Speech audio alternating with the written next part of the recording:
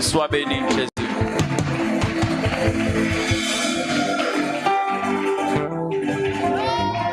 Tu es notre appui. Tu es notre seul Rédempteur. Le véritable Dieu, c'est toi. Le véritable Sauveur, c'est toi.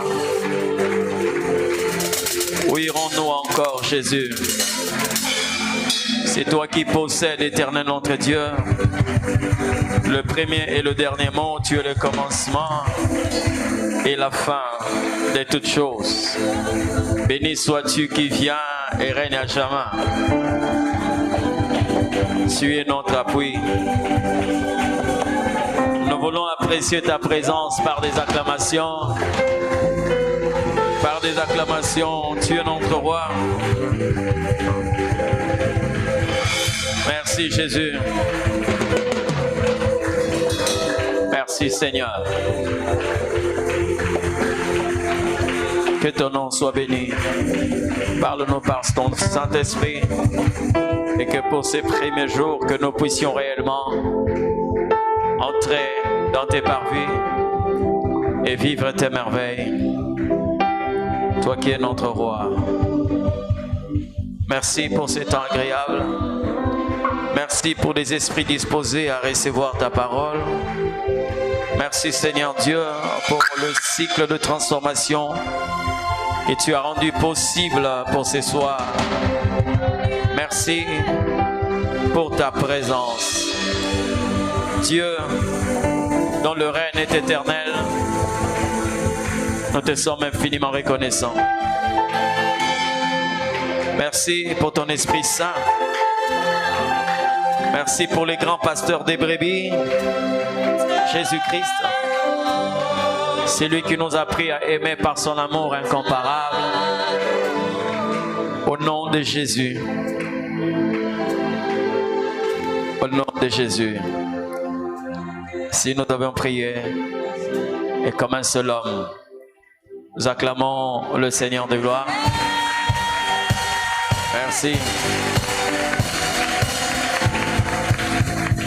Merci Jésus.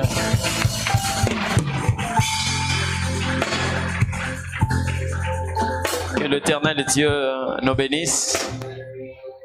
Mettons-nous, bien-aimés. Que le Seigneur Dieu soit béni. Il a permis que nous puissions être là ce soir pour sa gloire. Toutes nos excuses pour ces retards. Vous connaissez les embouteillages auxquels nous faisons face. On devait intervenir quelque part avant d'arriver ici, mais Dieu a permis que nous puissions être là, que le Seigneur soit glorifié. Je bénis Dieu pour ces programmes, malgré les occupations, les charges. Que l'Éternel Dieu soit béni parce qu'il nous a disposés pour communiquer sa pensée. Et que Dieu bénisse aussi le révérend Lambert Niembo. Amen. Et que l'Éternel bénisse toute sa famille ainsi que tous les collaborateurs qui travaillent d'une manière soumise à son autorité. Amen. Voilà, bien-aimés, nous passerons de temps où nous parlerons d'un sujet tellement important qui est, en fait, pour moi, c'est la colonne de la relation entre l'homme et Dieu. Amen. Ce sujet, je le dis, est tellement important. Soit nous allons aborder durant ces 4 jours. Ma prière n'est pas seulement que vous soyez là.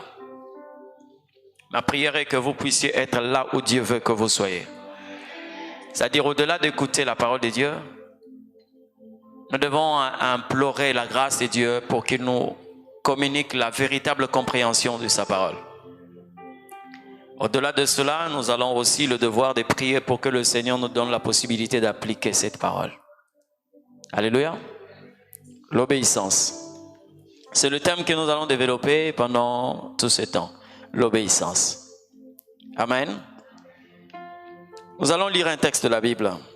De par là, nous allons tirer l'enseignement de ce soir, voire peut-être de ces 4 jours, je ne sais pas, là où Dieu va nous amener. Deutéronome chapitre 28, le verset 1. Deutéronome 28, 1. Si tu obéis à la voix de l'Éternel ton Dieu, en observant et en mettant en pratique tous ces commandements que je t'ai prescrits aujourd'hui, l'Éternel ton Dieu te donnera la supériorité sur toutes les nations de la terre. J'aimerais lire une autre version. Parce que vous allez comprendre comment est-ce que le Seigneur a voulu que cette pensée soit communiquée. Si tu obéis totalement à la voix de l'Éternel ton Dieu, en observant et en mettant en pratique tous ces commandements que je t'ai prescrits aujourd'hui, l'Éternel ton Dieu te donnera la domination sur toutes les nations de la terre. Une autre version dit, si tu obéis vraiment à la voix de l'Éternel ton Dieu. Amen. Que le Seigneur Dieu nous bénisse. Bien-aimés, lorsque nous parlons de l'obéissance, c'est un mot de 10 lettres, tellement court. Mais vous allez vous rendre compte que c'est ces mots qui a donné au monde le tableau que le monde a aujourd'hui. C'est pourquoi j'ai dit les chrétiens présents ici ne devaient pas prendre avec légèreté ces sujets. Parce que ça peut vous disqualifier comme si ça peut vous qualifier. Amen. Les conséquences de ces mots, lorsqu'il n'a pas été respecté, c'est le tableau que nous avons aujourd'hui. L'obéissance. J'ai nommé l'obéissance comme étant la colonne de la relation entre Dieu et l'homme. C'est la colonne principale. Dieu ne vous force pas. Il ne nous force pas à obéir. Il ne nous impose pas l'obéissance. Mais il nous conseille l'obéissance. Parce que les conséquences de l'absence de l'obéissance, on nous rend compte, bien-aimés, que beaucoup de personnes aujourd'hui sont dans des situations graves, mais dont le diable n'est pas responsable. Ça peut vous déranger, mais je vais vous expliquer ça. L'obéissance peut vous mettre dans une posture, comme aussi la désobéissance peut vous déséquilibrer d'une drôle de façon. Déjà, vous voyez comment est-ce que les premiers hommes ont subi un choc par rapport à ces mots. Quand ils ont obéi au Seigneur, le monde avait une autre coloration. Et lorsqu'ils ont choisi eux-mêmes de ne plus obéir à Dieu, le monde a pris une autre coloration. C'est comme je peux dire que l'obéissance colore le monde d'une autre façon et la désobéissance décolore le monde d'une autre façon. Et aujourd'hui, c'est que nous sommes en train de voir. Nous avons un tableau qui nous enseigne sur ce que l'obéissance est et sur ce que son absence est. J'ai lu dans la Bible, je me suis rendu compte de quelque chose. Le Seigneur est en train de nous montrer aussi un enseignant. Comme on le dit les docteurs. Il n'y a pas que des docteurs que nous connaissons, Miles Monroe, père son âme, les docteurs, bon, beaucoup de docteurs que nous connaissons, non, mais la nature est aussi un enseignant. C'est comme ça que la Bible dit, est-ce que la nature ne vous enseigne pas? Amen. Est-ce que la nature ne vous enseigne-t-elle pas? Qu'est-ce que la nature doit nous enseigner par rapport à ces mots? Obéissance. C'est que chaque chrétien doit d'abord retenir, avant que je puisse entrer dans le vif du sujet, quelle que soit la langue que vous allez utiliser, l'Ingala, le français, le Swahili, le Chiluba, le portugais, tout ce que vous allez utiliser pour expliquer le mot obéissance, il faut l'écrire tel que ces mots-là est. Dès que vous enlevez une lettre, dès que vous enlevez, ça veut dire quoi? Lorsque nous parlons de l'obéissance, ne choisissez pas un endroit où vous pouvez enlever une lettre pour croire que non, ça ne va pas influencer ces mots-là. Que ce soit au début, que ce soit au milieu, que ce soit à la fin, je vous assure que ce que vous enleverez dans ces mots-là va influencer ces mots-là. Et ça perd sa signification. C'est pour vous dire que l'obéissance, telle que ces mots-là est, il faut l'observer du début jusqu'à la fin. C'est un mot facile à prononcer.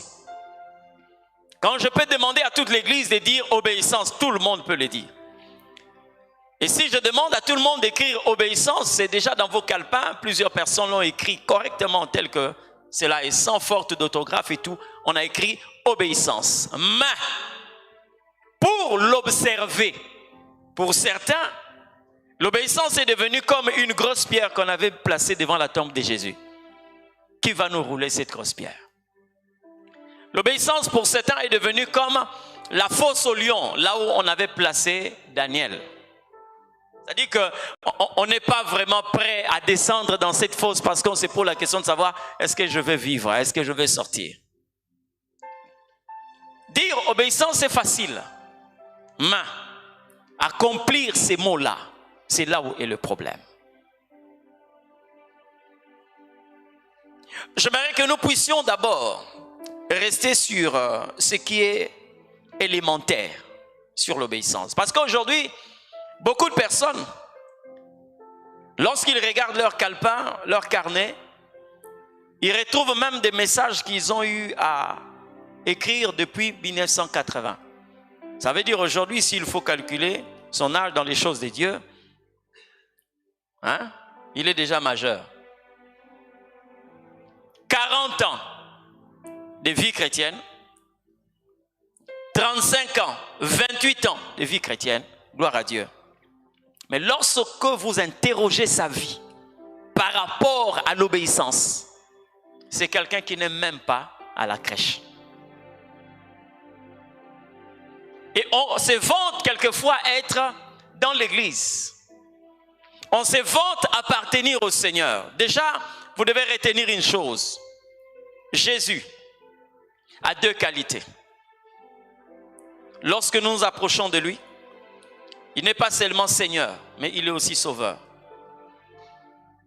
D'accord? Seigneur et Sauveur. Mais pour certains, Jésus est un Sauveur. Pour d'autres, il est Seigneur. Mais lorsque nous regardons dans la pratique, vous vous rendez compte que la relation qui vous lie avec Jésus, c'est une relation de Sauveur. Vous n'êtes pas dans sa seigneurie. Parce que l'élément clé de la seigneurie de Jésus, c'est l'obéissance. Amen. L'obéissance. Et là où vous devez faire très attention, c'est que l'Éternel est le seul à posséder le thermomètre qui donnera la température de notre obéissance. Ça veut dire quoi? Ce n'est pas moi de déterminer que j'obéis à l'Éternel Dieu. C'est lui qui détient la température, la vraie.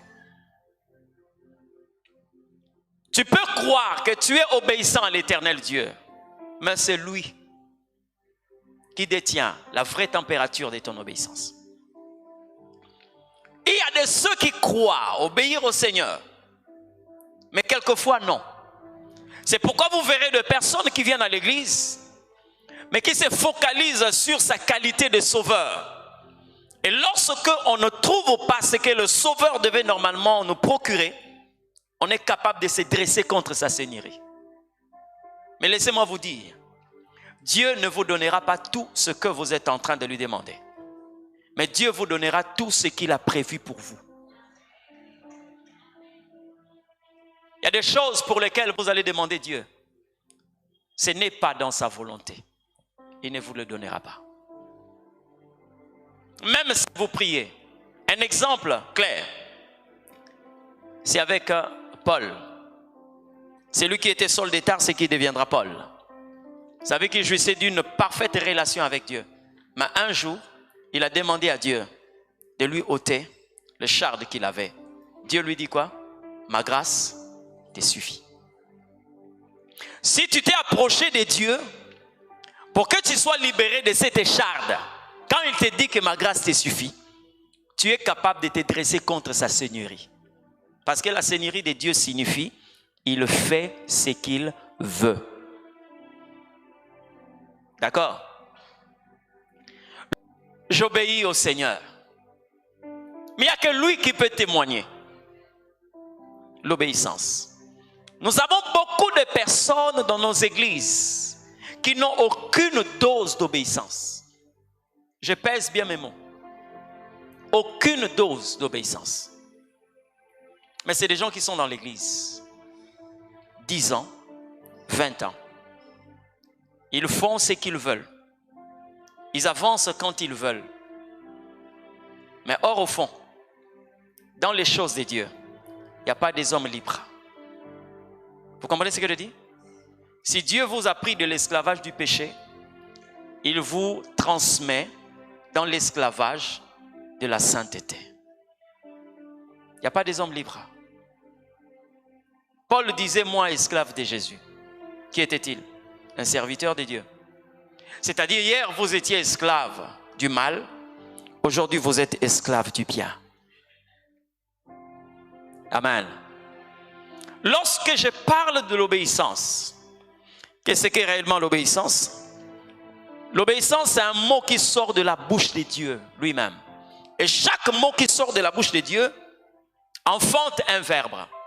Et chaque verbe qu'enfante le nom qui sort de la bouche de Dieu enfante une catégorie d'hommes. Vous comprenez ce que je dis? L'obéissance, tel que vous voyez ces mots obéissance, doit enfanter normalement une action. On appelle ça un verbe. Et ce verbe-là, une fois que vous le pratiquez, ce verbe-là engendre une catégorie de personnes. C'est comme ça que vous allez voir du mot obéissance, obéissant. D'accord? À chaque instant que Dieu sort un mot de sa bouche, ce mot-là doit enfanter une action.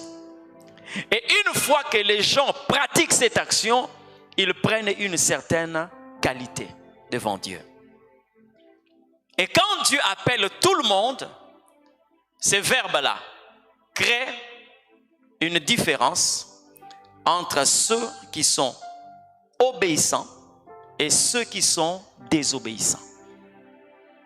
C'est comme ça que vous allez voir, il y a une dimension de vie qui est réservée à ceux qui obéissent à Dieu.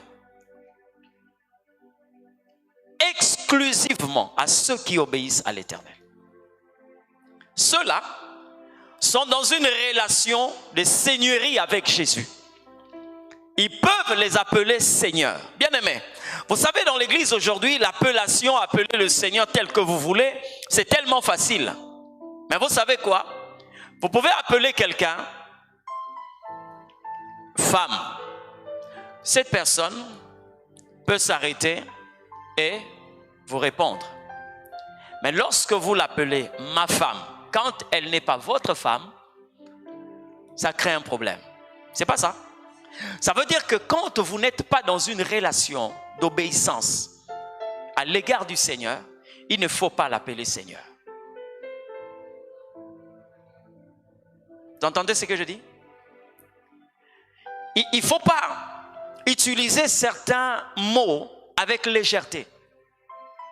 C'est comme ça que le Seigneur lui-même dit ceci. Au dernier jour, certains vont dire, Seigneur, Seigneur, n'avons-nous pas fait des miracles en ton nom?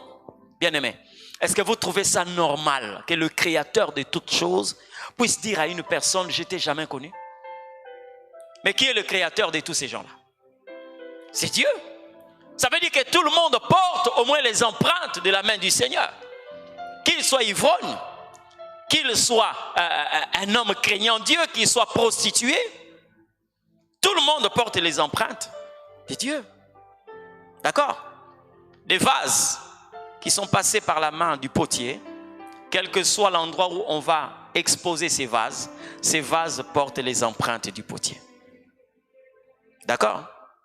Mais comment c'est possible que Dieu puisse dire à quelqu'un, je ne t'ai jamais connu? Vous savez le problème c'est quoi? Le problème, c'est que la manière dont ils appellent Jésus, ils l'ont appelé comment? Seigneur. C'est pourquoi vous voyez plusieurs personnes à genoux, ils prient, ils ne sont pas exaucés. Parce que le titre que vous utilisez pour Dieu, vous n'êtes pas en relation avec Dieu par rapport à ces titres-là.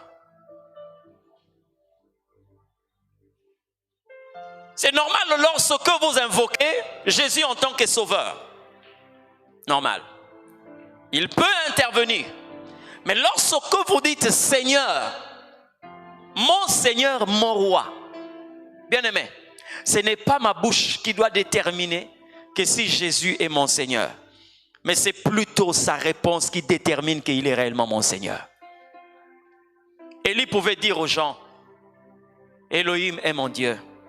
Mais c'est le ciel qui devait normalement certifier qu'il était serviteur de l'Éternel. Parce que c'est le ciel qui fera descendre le feu. Aujourd'hui, bien-aimés, voilà quelquefois une piste qui ne vous permet pas d'avoir des réponses lorsque vous priez Dieu.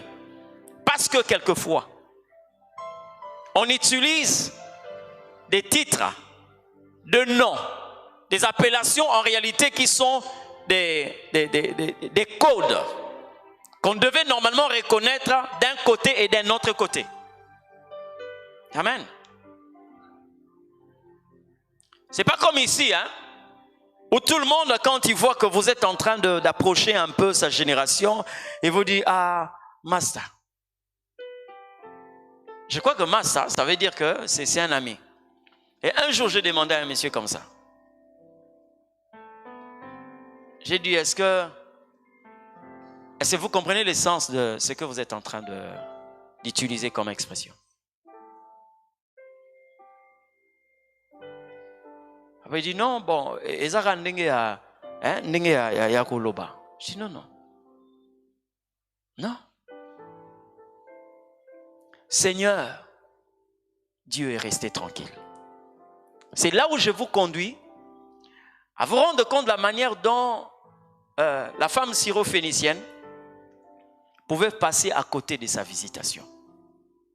Jésus est en train de passer et elle vient, elle dit, fils de David, aie pitié de moi. Fils de David.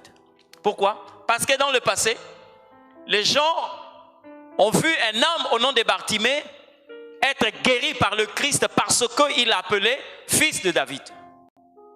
Cette femme aussi prend cette formule, fils de David. Fils de David, fils de David, Jésus est en train de marcher. Les disciples ont dit à Jésus, mais il y a quelqu'un qui est en train de nous importuner. Cette femme est en train de faire beaucoup de bruit. Vous connaissez la réponse de Jésus? Il a dit quoi? J'ai été envoyé qu'aux brebis perdues de la maison d'Israël. Est-ce que Jésus n'avait pas guéri les païens? Si. Mais pourquoi une telle réponse à une telle femme? Et les gens qui ont mal compris les Écritures ont dit que Jésus avait certifié qu'il était seulement envoyé aux Juifs. Donc, il n'est pas le Dieu de noir. Or, en réalité, le problème n'est pas à ce niveau. Le problème, c'est au niveau de l'appellation qu'utilise la femme. Il appelle Jésus fils de David. Or, lorsque vous lisez la généalogie de Matthieu, chapitre 1, le verset 1, on dit quoi? Jésus-Christ, fils de David et fils d'Abraham. Qui est David? David, c'est le roi des Juifs. Donc si Bartimée appelle Jésus fils de David, il est dans le norme parce que Bartimée c'est un juif. Toi tu n'es pas juif, tu ne peux pas appeler Jésus fils de David. Si tu veux qu'il s'arrête, tu dois l'appeler fils d'Abraham.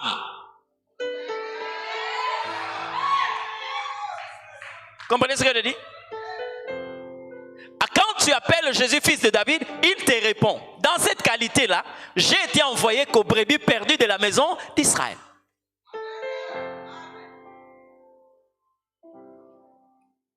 Le même Jésus a guéri un fou.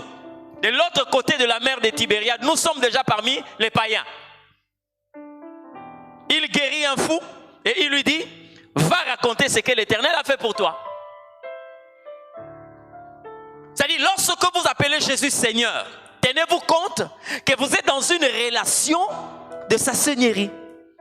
Et le mot qui vous met dans la relation, un contact permanent avec sa Seigneurie, c'est le mot obéissance.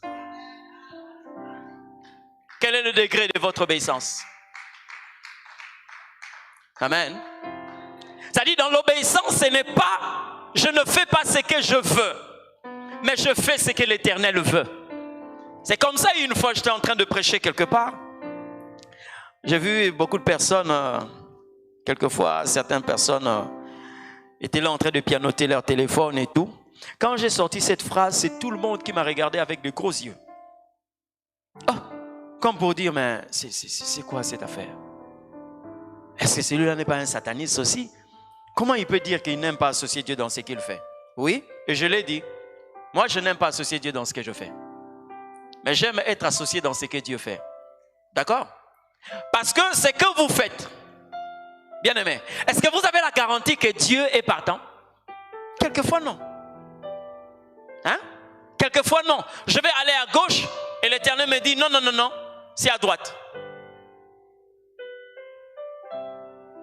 Mais lorsque l'Éternel Dieu m'associe dans ce qu'il fait, c'est là où il y a la garantie de vivre la gloire de Dieu. Parce que quand il me dit d'avancer, j'avancerai. Quand il me dit assieds-toi, je m'assierai. Quand il me dit lève-toi, je veux me lever. Vous comprenez ce que je dis? Donc le succès, en fait, ce n'est pas lorsque vous voulez amener Dieu dans ce que vous faites. Non. Lorsque vous cédez la main que l'Éternel Dieu vous dirige. C'est ça le sens de l'obéissance. Et j'aimerais dire à quelqu'un, le vrai sens de l'obéissance, c'est dans ce que vous ne voulez pas.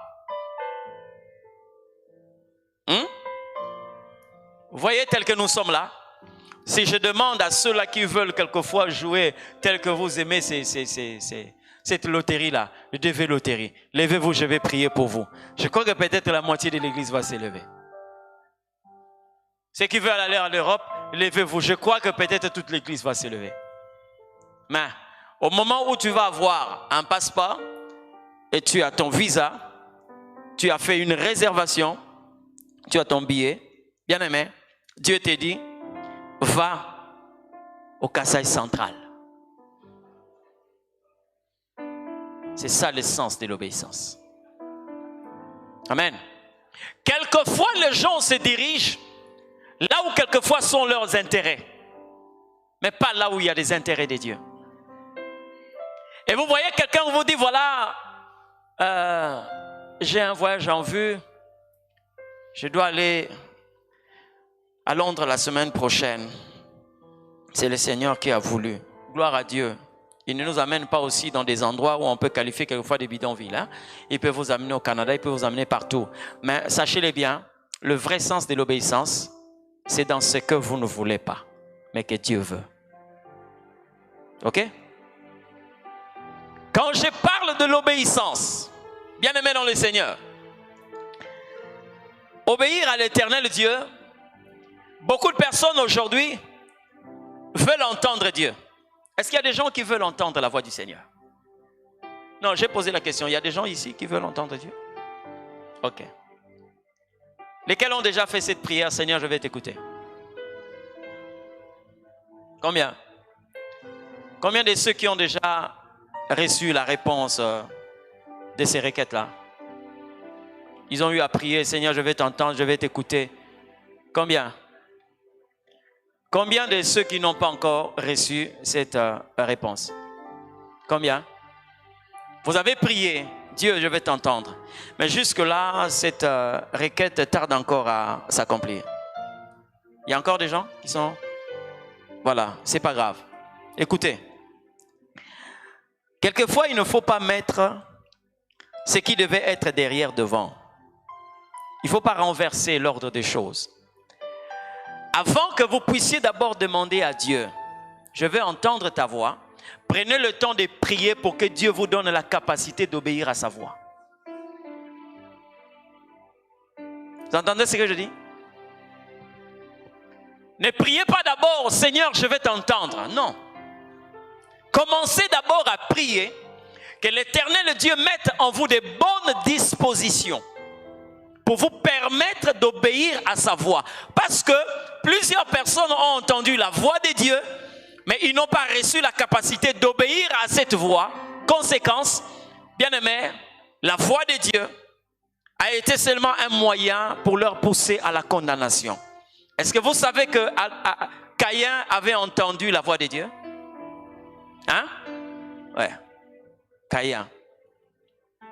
Il avait entendu Dieu parler. Ce que je trouve compliqué dans ces textes, la personne que Dieu a exaucée, Abel, n'a rien entendu de la part du Seigneur. Mais la personne qui était rejetée par Dieu, c'est lui qui entend la voix de Dieu. Le péché est couché à ta porte. Ses désirs se portent vers toi. Si tu agis bien, tu relèveras ta tête. Sinon, il dominera sur toi. Mais quel a été le comportement de Caïn? Il a foulé aux pieds la voix qu'il a entendue. Amen. Si bien que son comportement a fait de sorte que nous puissions lui traiter d'une autre façon aujourd'hui. Et pourtant, est-ce qu'il y a quelqu'un qui peut donner à son fils le nom de Caïn? Pourquoi? Non, je vous pose la question. Est-ce qu'il y a quelqu'un qui est prêt à donner à son fils le nom de Caïn? Est-ce qu'il y a quelqu'un qui peut donner à son fils? Le nom de Caïn est plus meilleur que le nom de Shadrach? Vous savez ça? Je préfère avoir dans la maison d'un chrétien un enfant qui s'appelle Caïn qu'un chrétien qui s'appelle Shadrach, Meshach ou Abednego. Ça vous dérange, hein? Ouais. Vous savez pourquoi? Parce qu'en fait, ces trois noms babyloniens ont des relations avec des divinités babyloniennes. L'ami d'Akou, Akou c'est un dieu babylonien, ok? Mais ces enfants-là avaient leur vrai nom. Mishkaël, Anania et Azaria. D'accord? Ça, c'est les noms qu'on peut donner aux enfants. Mais Shadrach, Meshach, Abednego, c'est le roi qui a donné à ces enfants-là des noms pour dire que l'intelligence qu'ils avaient, c'était ces dieux babyloniens. Vous comprenez un peu? C'était des amis de ces dieux. Donc pour lui, comme il était un idolâtre, il se disait que non, bon, ces dieux avaient des capacités. Donc si ses enfants étaient en train de briller de la sorte, ça veut dire qu'ils étaient en relation avec ces dieux, chose qui n'était pas vraie. Mais or, le nom de Caïn signifie acquis par l'aide de l'Éternel. Le nom de Caïn. Mais pourquoi on ne le donne pas aux enfants? C'est parce que son comportement a même détruit la signification de son nom. Vous comprenez? Son comportement vis-à-vis de la voix du Seigneur a détruit même la signification de son nom. Il n'a pas obéi à la voix du Seigneur. Et bien aimé, les conséquences sont là. Jusqu'aujourd'hui, nous sommes en train de voir, il y a un jugement que nous avons collé sur Caïn. Quelles que soient les générations, ce jugement restera comme ça. Pourquoi? Une seule chose, l'absence de l'obéissance à la voix du Seigneur. Quand Adam était encore d'obéissance, mais tout ce que l'Éternel Dieu avait prévu pour que l'humanité soit influencée par ces choses, la gloire, la richesse, l'autorité, le pouvoir, lorsque Adam a balayé du revers de la main le mot obéissance, tout a été gâté. Et c'est ça la relation de plusieurs chrétiens aujourd'hui avec Dieu. C'est-à-dire eux-mêmes, ils ont le thermomètre de leur obéissance. Mais, écoutez-moi très bien. Lorsque nous parlons de l'obéissance, ce n'est pas à vous de déterminer que vous avez obéi à l'Éternel. Mais c'est à Dieu lui-même de déterminer que vous avez obéi à lui. Mais tenez-vous bien, parce que l'obéissance partielle n'existe pas. Toute obéissance partielle est considérée comme une désobéissance. Dieu lui-même est tellement précis, quand il fait les choses, il veille même sur des petits détails. Et quand l'Éternel Dieu vous dit quelque chose, veillez sur les détails. Parce que le fait seulement de ne pas obéir à un seul détail, ça peut détruire tout ce que vous avez eu à poser comme acte qui devait être pris comme obéissance. Mais ça peut devenir une désobéissance. C'est comme ça que la Bible dit, un peu de levain fait fermenter toute la pâte. D'accord? Je vous parlerai de ce qui est arrivé dans la vie d'Abraham. C'est notre père. D'abord, sa vocation repose sur l'obéissance. Avant que je parle de ce point, la vocation d'Abraham, Genèse chapitre 12, repose sur l'obéissance. Lève-toi, sors de ton pays, de ta patrie, de la maison de ton père, va dans un lieu que je te montrerai. Là, je rendrai ton nom grand. Tu deviendras une source de bénédiction, je te bénirai et celui qui te bénira sera béni et celui qui te maudira sera béni. Tu seras la source de bénédiction pour toutes les familles de la terre. Point. Voyez tout ça? Tout ça, la clé pour posséder tout ça, c'était l'obéissance. Il y a des personnes aujourd'hui qui sont là où l'Éternel les avait trouvés et qui ne peuvent pas avancer vers ce qui doit transformer leur vie parce qu'on n'a pas pris le train de l'obéissance. Il y a des personnes aujourd'hui qui détiennent beaucoup de promesses, mais leur vie est restée vide en termes d'accomplissement de ces promesses, tout simplement parce qu'on n'a pas emprunté la piste de l'obéissance. Abraham pouvait mourir avec des promesses s'il n'avait pas bougé. Et aujourd'hui dans l'église, nous avons une race de personnes que j'appelle la race de jeunes riches. Vous connaissez les jeunes hommes riches? C'est une race de personnes qui possèdent l'information comment entrer au ciel, mais qui n'ont rien pour entrer au ciel. Le jeune homme riche s'est approché de Jésus. Il a posé la question, Seigneur, que ferais-je pour hériter la vie éternelle? Jésus lui a dit, tu feras ça, ça, ça, ça. Il dit non, j'ai observé ça depuis ma jeunesse. Et Jésus lui dit, vends tout ce que tu as, donne-le aux pauvres, viens à moi, tu auras un trésor dans le royaume des cieux. La Bible dit qu'il est parti triste. Vous savez pourquoi? Mais si vous lui posez la question, comment entrer au ciel? Il va faire... si c'est un test, il va répondre, vous allez même lui donner 20 sur 20. Si c'est pour écrire comment entrer au ciel, il peut même vous décrocher 19,5 sur 20, voire même 20 sur 20. Mais lorsque vous lui demandez de pratiquer ce qu'il a dit là, c'est là où bien aimé quelquefois, au lieu d'avoir 0, il a même moins 10. Donc il est même en dessous de 0. Plusieurs chrétiens sont comme ça. Est-ce qu'il y a des gens qui savent comment marcher avec le Seigneur? Oui, le savent. Mais dans la pratique, où êtes-vous? Lorsqu'on vous pose la question sur la sainteté, c'est quoi? Vous pouvez répondre correctement. Et on voit la première question jusqu'à la 10e. Vous avez normalement répondu à 9 bonnes questions. 18,5 sur 20. Mais lorsqu'on vous demande de pratiquer cela, c'est là où il y a un problème. La vie chrétienne n'a pas de sens quand il n'y a pas le verbe obéir. Ça n'a pas de sens. C'est comme ça que vous voyez des gens qui viennent lorsqu'ils veulent, qui servent lorsqu'ils veulent. Ok? Un jour, il y a quelqu'un qui m'a dit ceci. Je vais arriver parce que, je me suis rendu compte que je n'ai rien à faire. Donc là, je m'apprête pour venir à l'église. Je lui ai dit, ah bon? Ok. Je l'ai attendu. Quand il est arrivé, je lui ai posé la question, pourquoi vous êtes venu à l'église? Non, papa, je me suis rendu compte que je n'avais rien à faire. Là, j'étais libre, je pouvais venir à l'église. Ah bon? Donc toi, tu viens au Seigneur lorsque tu n'as rien à faire. Ça veut dire pour toi, Dieu n'est pas une priorité. Donc tu es venu ici parce que tu n'as rien à faire. Si tu avais quelque chose à faire, tu n'allais pas te présenter ici. Moi, je te permets, si tu as de l'argent, tu peux t'acheter une Primus et aller t'asseoir à Bandal, sur Victoire, ou bien, comment on appelle ça, le couloir Kimbuta.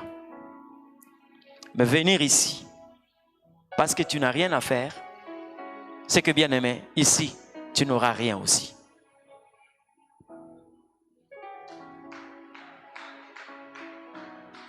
Mais lorsque Dieu devient notre priorité, hein? Lorsque vous interrogez quelquefois pourquoi certaines personnes ne se sont pas présentées, on va vous dire que non, chez nous il a plu abondamment, les routes sont trempées et tout, voilà, il y a de la boue un peu partout, il y a des eaux stagnantes et tout, voilà, les transports est difficile et tout. Vous voyez, ces mêmes personnes-là, hein, malgré que la ruelle est trempée, voilà, la personne reçoit un appel pour dire que non, bon voilà, je t'ai fait un western, donc voilà le code, je t'ai envoyé $150. Bien aimé, il n'aura même pas besoin que la pluie cesse. Non, non. Il est capable de sortir sous la pluie. Vous comprenez ce que je dis? Capable de sortir sous la pluie, parce que là, il se rend compte que c'est sa vie. Mais or, Dieu est plus que ça.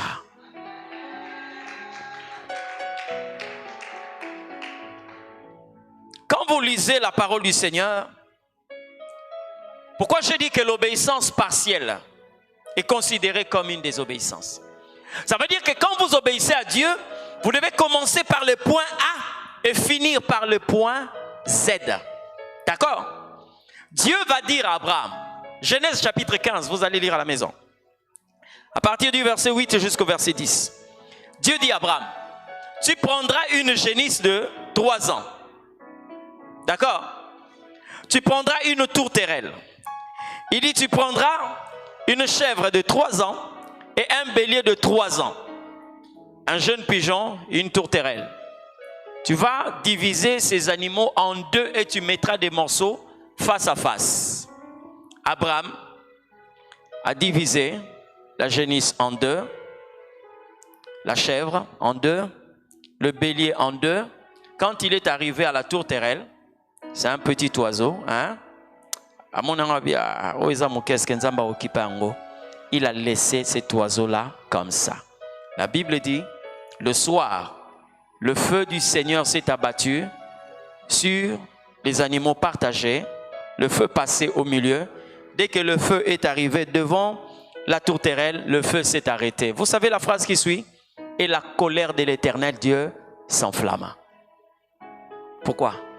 C'est ça l'obéissance partielle. C'est comme ça que vous voyez certaines personnes dire, oh non, mais voilà, mais j'ai quand même fait ça, j'ai fait ça, j'ai fait ça. C'est que je veux vous dire une chose. Bien aimé, retenez une chose. Au ciel, il n'y aura pas de gens qui vont entrer ayant obtenu 89%. Au ciel, il n'y aura pas de gens qui viendront parce qu'ils ont obtenu 97,9%. Il faut que vous puissiez avoir 100%. C'est comme ça que la Bible dit, Jésus viendra prendre une église sans tache, sans ride, sans défaut et sans rien de semblable. Ça veut dire que vous devez être complet. Amen. Oh non, j'ai fait ceci, mais je n'ai pas pu faire cela. Oui, quand tu n'as pas pu faire cela, retiens ça. Si l'Éternel Dieu a demandé du premier point jusqu'au second point, tu dois faire tout en observant le plus ample détail. Écoutez, le mariage de Rebecca est aussi une école qui doit nous apprendre l'obéissance totale. Pourquoi? Parce que lorsque Rebecca donne de l'eau au serviteur d'Abraham, hein, elle n'a pas été obéissante. Non, non.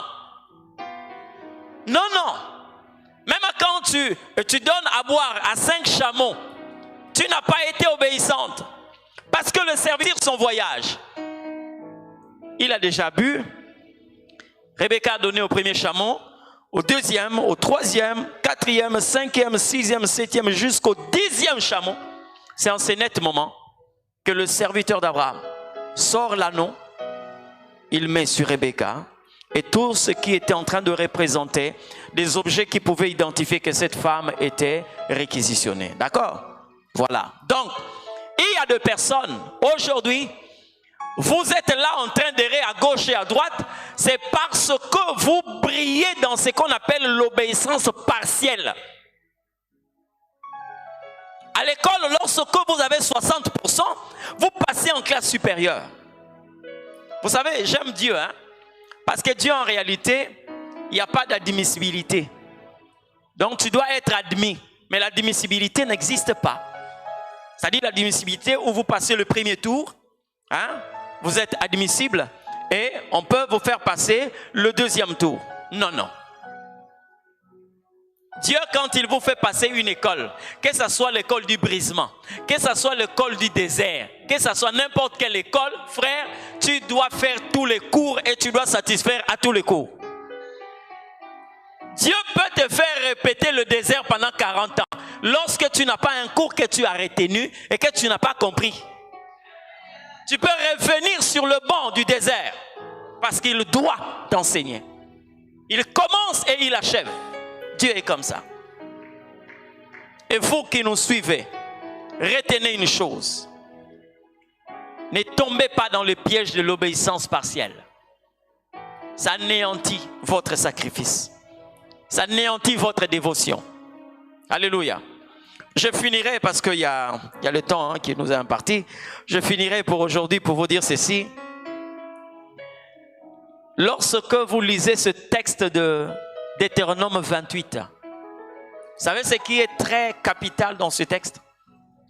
Lorsque l'Éternel dit,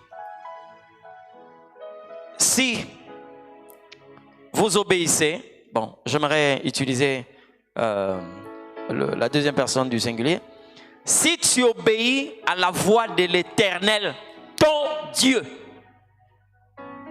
Cette phrase montre à suffisance que le fait d'appartenir à Dieu, ce n'est pas lorsque vous déclarez non, non, non.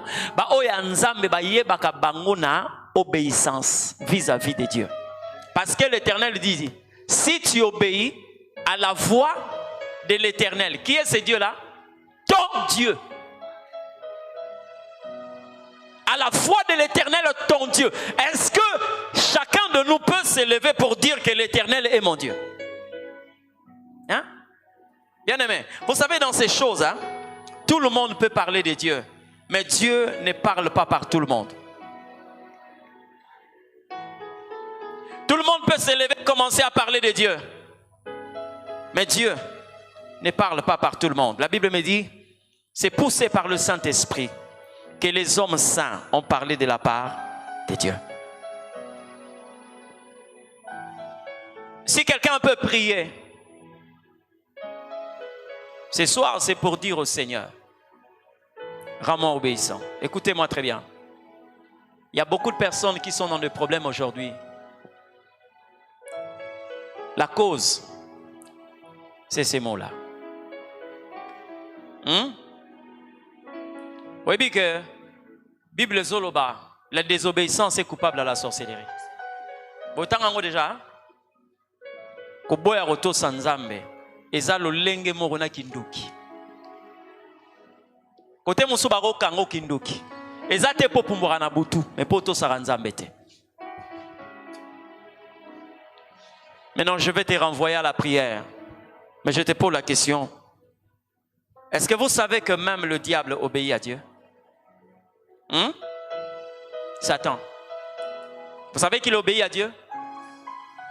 Parce que parmi les personnes qui se prosternent quand Dieu est là, le diable est là. Quand la Bible dit tout genou fléchit, même lui aussi, il fléchit ses genoux. Pendant que les Juifs disaient que Jésus était le fils de Marie, les démons affirmaient que tu es le fils de Dieu. C'est pas ça? Maintenant, dites-moi un peu. Lorsque nous disons à un démoniaque, hein, quelqu'un qui est possédé, vous dites à ces démons-là, au nom de Jésus, sortez de cet homme. Ils font quoi? Ils sortent. D'accord? Pendant que j'étais en train d'enseigner à l'institut, j'ai dit au pasteur, faites attention. Il y a des moments, quelquefois, vous pouvez faire une prière, donner un ordre, mais qui n'est pas exécuté par des démons. Vous savez pourquoi? Parce que j'ai déjà entendu qu'un esprit qui n'obéissent pas à la foi du Seigneur de quitter cet endroit. Frère, ozolo bango ndenge wana milimo nyonso etosaka nzambe te ebima témoin avandi po ayebi ke atosaka nzambe. Vous entendez ce que je dis? Bon, maintenant si un démon obéit à Dieu, pose-moi la question de savoir, moi aussi je te poserai, toi qui désobéis à Dieu, c'est par quel esprit? Hein? Satan a yé moko azotosa nzambe. Satan a tosa nzambe. Va chez Job, il est parti. Quitte là, il a quitté. Le diable obéit à Dieu. Maintenant, dis-moi un peu. L'esprit qui te pousse à désobéir à Dieu, et où tu as appris? Il y a un moment où tu as mosusu. Tango nzamba rotuna yo lobi yo te Satan mutaro tinda nga Satan lobi ngate. Yo yebi kenga na tosaka yo tuna ye azora molimo wana wapi. Est-ce que tu peux dire au Seigneur quelque chose ce soir? Ne demande pas à Dieu l'argent. Mais quelquefois, plusieurs difficultés que tu rencontres dans la vie viennent de l'absence de l'obéissance. Tu as le temps de demander la miséricorde de Dieu. Tu as le temps de demander la miséricorde du Seigneur. J'aimerais que tu commences à prier. Si tu peux prendre une position qui te permet d'implorer la grâce de Dieu, fais-le. Qui que tu sois, un peuple qui brille dans la désobéissance ne peut jamais voir la gloire de Dieu. Tu seras privé de la seigneurie de Jésus-Christ. Parce que le mot obéissance dans ta vie ne trouve pas sa place.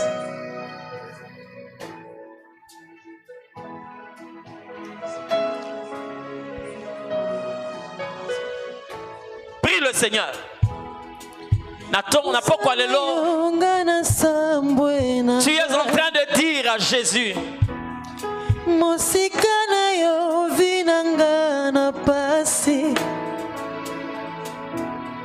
Mosikana yo banguna nanga basepelio.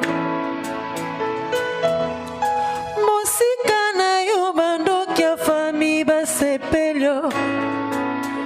Oh, wapio, wapio, eh.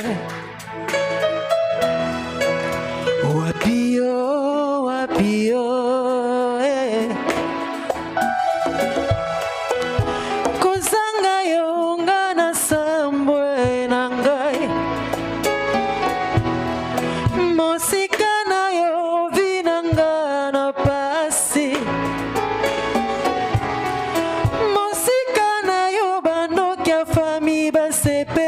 Seigneur, parle au Seigneur.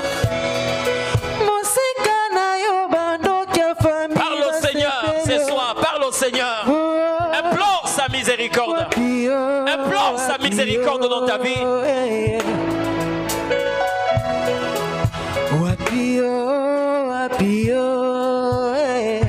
On ne devait pas trouver la désobéissance en toi.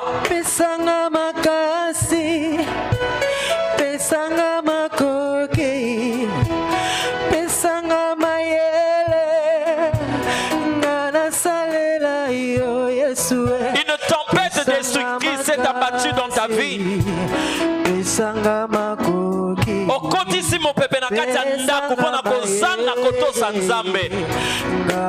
Okotissimo pepe mabe kati na vi na yo mpona kozanga kotosa mongongo wa nzambe.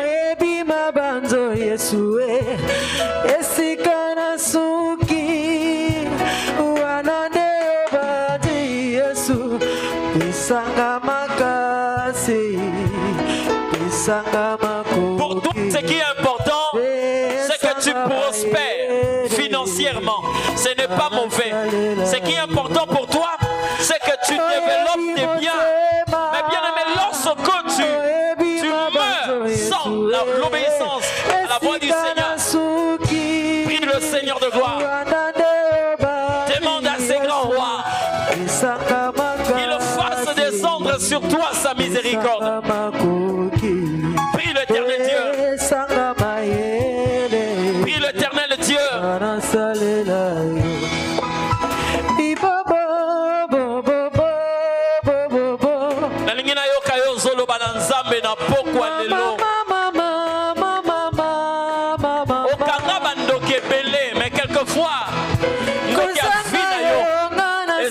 moko.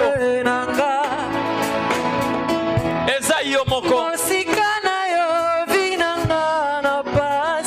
Comment tu peux être libre de désobéir à Dieu? Prie le Seigneur de gloire. Prie Dieu, prie Dieu. Prie le Seigneur. Demande sa grâce, demande sa grâce.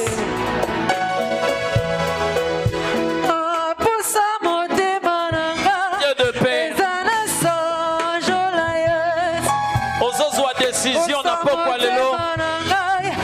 Ya kosenga na nzambe. Que plus jamais la désobéissance soit trouvée en moi. Oh Dieu de paix. Le Dieu de paix.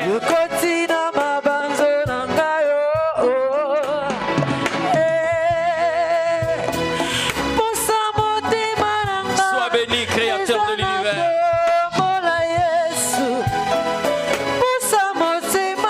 Sois béni, puissant vainqueur.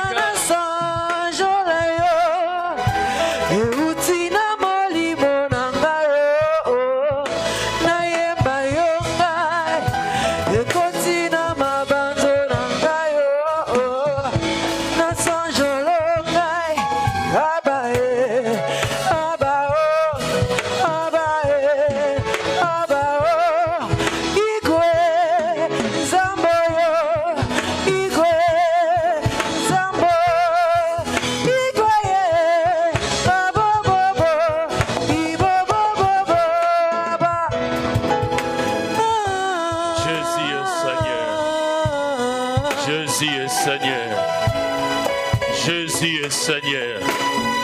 Nous te rendons grâce, Père de gloire. Nous te disons merci pour ce moment spécial où nous avons écouté ta parole.